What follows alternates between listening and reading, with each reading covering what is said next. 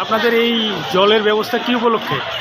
আজকে শ্রী শ্রী বাবা লোকনাথ মন্দিরের লোকনাথ বাবার তিরোধান স্মরণ উৎসব উপলক্ষে লোকনাথ মন্দির এবং আমাদের যে সামাজিক সংস্থা বহ্নিজ্যোতি সামাজিক সংস্থা এই যৌথ উদ্যোগে আজকে এই দিনে গরমের মধ্যে তৃষ্ণার্ত পুণ্যার্থীদের উদ্দেশ্যে এই জলের আয়োজন।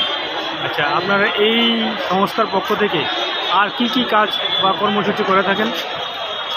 আমাদের এই সামাজিক সংস্থার বহ্নিজ্যোতির পক্ষ থেকে এই গরমে তৃষ্ণার্ত লোকদের বা তৃষ্ণার্ত পুণ্যার্থীদের মধ্যে জলছত্রে ছাড়া, নববর্ষের সময়ে অনাথ আশ্রম এবং বৃদ্ধাশ্রমের আবাসিকদের মধ্যে নতুন বস্ত্র, খাদ্য সামগ্রী, মিষ্টি তুলে দিয়ে তাদের সঙ্গে আনন্দ ভাগ করে নেওয়া এবং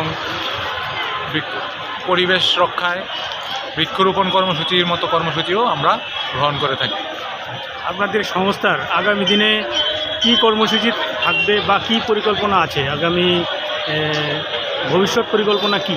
আমরা ভবিষ্যৎ পরিকল্পনায় বর্তমান কর্মসূচির পাশাপাশি আমরা নেশামুক্ত ত্রিপুরা গড়ার লক্ষ্যে সরকারের সঙ্গে যৌথ উদ্যোগে এবং আমাদের বহ্নিজ্যোতির উদ্যোগে আমরা যুব সমাজের মধ্যে যে অ্যাওয়ারনেস ক্যাম্প, সেই অ্যাওয়ারনেস ক্যাম্প করা আমাদের এবং যুব সমাজকে সেই লক্ষ্যে জাগ্রত করা আমাদের লক্ষ্য থাকবে। এবং আমাদের বিভিন্ন যে পিছিয়ে পড়া বর্গের যারা মানুষ, সমস্ত বর্গের মানুষের সামাজিক মান উন্নয়নের জন্য বিভিন্ন রকমের অ্যাওয়ারনেস ক্যাম্প, ট্রেনিং সঙ্গে যৌথ উদ্যোগে করার পরিকল্পনা আমাদের রয়েছে।